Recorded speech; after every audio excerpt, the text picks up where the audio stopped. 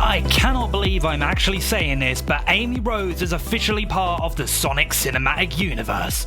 Sure, you all know how much we've been rooting for Silver to make an appearance in these movies, but honestly, Amy Rose was always a close second. So I'm over the moon to finally have her here. That's right, SLUURP heads, today we're breaking down and theorising all about that post-credit scene and what Amy Rose's debut means for the fourth Sonic movie. I'm kind of a SLUURP, and come on, let's just jump into it.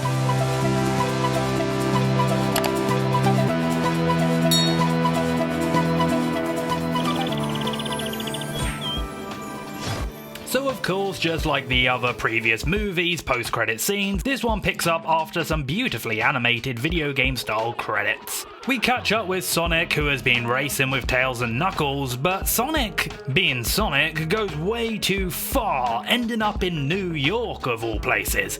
And it's crazy that we actually got to see a clip of this in the trailers. He's staring at a sign when something starts approaching him. Metal frickin' Sonic. Look, so I've got so much I want to focus on regarding Amy in this video, so I'm going to save talking about Metal Sonic for its own dedicated breakdown scene video. Because oh my god, there is so much to discuss about this character's arrival, this army's arrival. Stay tuned for that video. So yeah, I've kind of let the cat out of the bag there. Sonic is ready to square up to Metal Sonic, but he's not alone. It's revealed there's an entire army of these robotic Sonic doppelgangers. He's horribly outnumbered and outmatched. Just when all hope seems lost and the metal clones are closing in, a hammer comes flying in, absolutely demolishing the Sonic army.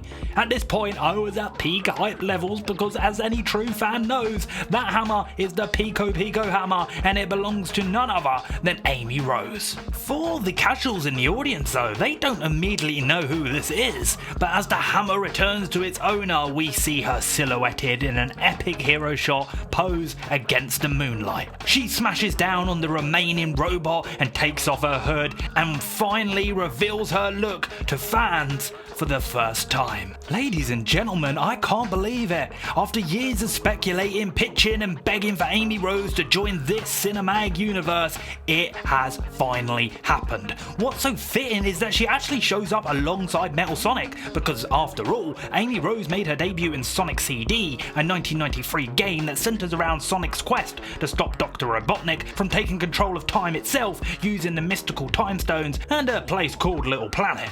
This is actually also where Metal Sonic makes his first appearance as the robotic doppelganger who kidnaps Amy. I think it goes without saying that the filmmakers are certainly setting up some kind of adaptation of Sonic CD for the fourth movie, and honestly, I couldn't be more excited because this was the first Sonic game I ever played.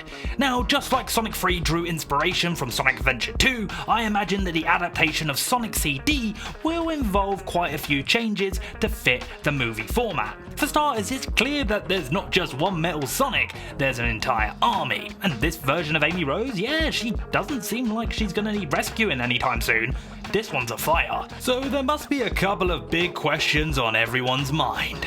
Where did this version of Amy Rose come from? How and why does she know about the Metal Sonic army? And why is there a Metal Sonic army? And who sent them after Sonic? If I had to pitch and theorise how this would all play out in Sonic 4, here's how I'd do it. At the end of Sonic 3, Shadow and Eggman are yeeted into another galaxy or dimension or something like that, right?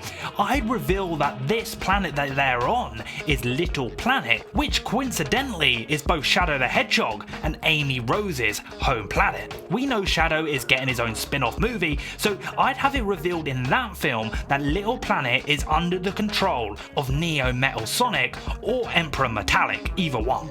It's a full-on metal apocalypse. Metal Sonic is focused on total universal domination and has built an army, Ultron style, of robotic enforcers in his image. And hey, throw Eggman in the mix too. Maybe he tries to cozy up to the Metal Overlord as a way to regain power, or just because he wants to rule the universe alongside him. By the end of Shadow's spin-off movie, Metal Sonic would identify Sonic and Earth as threats to his plan, and hence why he has sent an army after Sonic in the post-credit scene.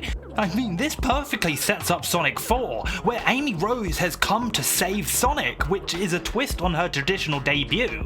She could be revealed as an underground freedom fighter from Little Planet, and boom, now we finally got a full universe, planet-hopping movie that fans have wanted for ages. Before I wrap up, I've seen a few people online saying they're not totally digging Amy Rose's design. Some feel it's not as strong as some fan-made renders we've seen over the last couple of years, and hey, sure, maybe I've seen a few better ones too, but honestly, I think this new look kinda works, especially given how she was introduced. She's clearly a capable fighter in this universe, and while I love the classic red dress, I'm not really sure it screams battle-ready hero. You know what I mean?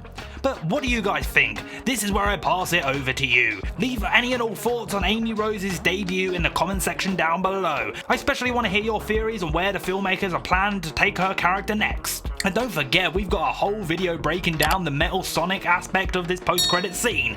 I've been kind of a slurp, and why don't you check out a clip from that video right now?